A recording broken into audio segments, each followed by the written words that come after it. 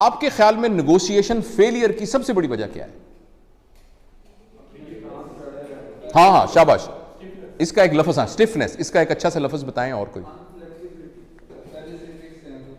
एक लफ्ज और अच्छा सा बताएं, वो बताएं जो मेरे दिल में है। ईगो।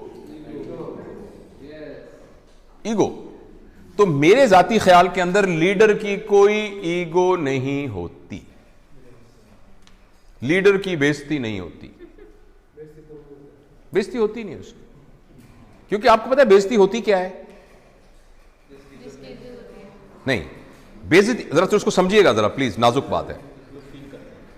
ईगो, मेरी देखें, ईगो की 1000 डेफिनेशंस और होंगी। I know since we are recording it this message may go all over the world, तो हो सकता है बहुत सारे लोग ईगो की नई डेफिनेशंस बताएं जो मेरी अंडरस्टैंडिंग है। उस एक पर्सपेक्टिव के अंदर ईगो का मतलब यह है considering yourself what you are not and then trying your hard to protect that thing. अस्सी जट उन्ने हैं, अस्सी जट उन्ने हैं भाई जान, असी साडा ए अकीदा है। मैं head of the department of surgery हूं। Are you head of department of surgery? अगर अभी आपका एक्सीडेंट हो जाए, अल्लाह नाम, किसी का एक्सीडेंट हो जाए और उसको हेड इंजरी हो के और वो वेंट के ऊपर पड़ा हो, किधर गया head of department of surgery भाईजान? It's only a software which is in your mind. किधर गया?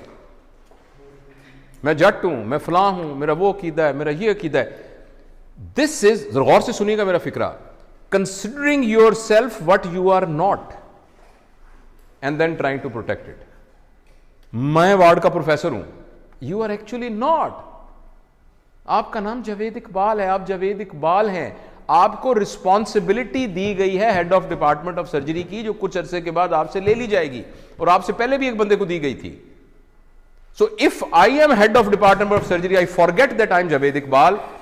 अगर मेरे हेड ऑफ डिपार्टमेंट सर्जरी के ऊपर कोई हट लगा, जरा सा भी दब्बा आया, यानी यह कि मैं कमरे में आया था, उठ के खड़ा नहीं हुआ, ऐसी की तैसी इनकी जरूरत क्या हुई खड़े। इसका नाम ईगो होता है। Ego is protecting your understanding about yourself which you are not. इसका नाम बेइज्जती होता है। थोड़ी देर के लिए आपको पता लग जाए कि मैं हूं क्या, थोड़ी देर के लिए आपको पता लग जाए कि मैं हूं क्या, आपकी सारी ईगो खत्म हो जाएगी। और सच भी यह कि हम कुछ भी नहीं है। और अगर आप इजाजत दें और थोड़ी देर के लिए ट्राई करना चाहें, मैं जरा मास्क ले लूं क्योंकि मैं आपके जरा करीब आ रहा हूं 6 फुट के डिस्टेंस से। अगर फर्ज करें मैं ऐसे मिसाल के तौर पे कह रहा हूं, आपको सिर्फ यह कहूं कि मुंह आपका बंद कर दूं और नाक भी बंद कर दूं,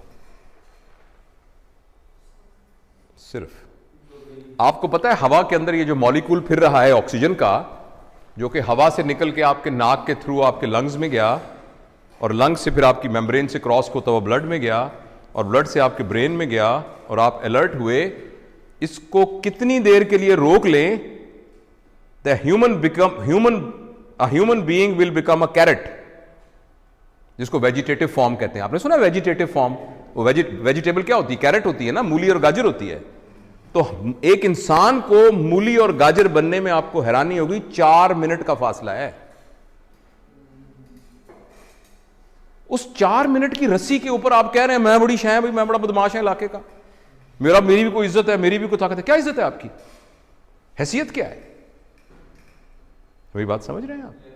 हाँ, मैं आपको सहाबा के वाकया में से एक वाकया सुनाता हूं।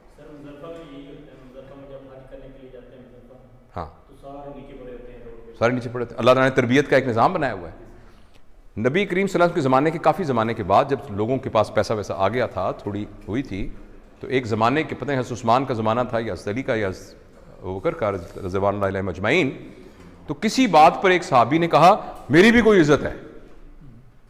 तो एक सीनियर सहाबी पड़े थे, उन्होंने उनकी दाढ़ी पकड़ ली था। कहने लगे तुमने क्या कहा?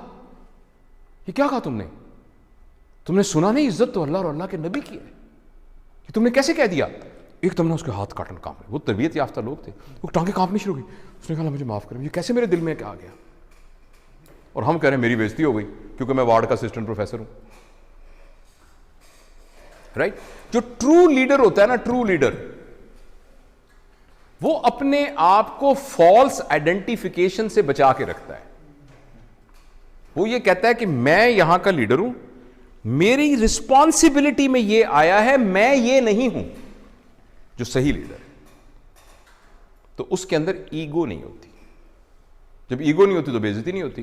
तो मैं अगर कोई भी उठ के खड़ा नहीं हो रहा, मैं तो अपने आप को समझ नहीं रहा इस काबिल के मेरे लिए कोई खड़ा हो, तो मैं तो महसूस भी नहीं करूंगा इस बात को, अगर मैं ये समझ रहा हूं।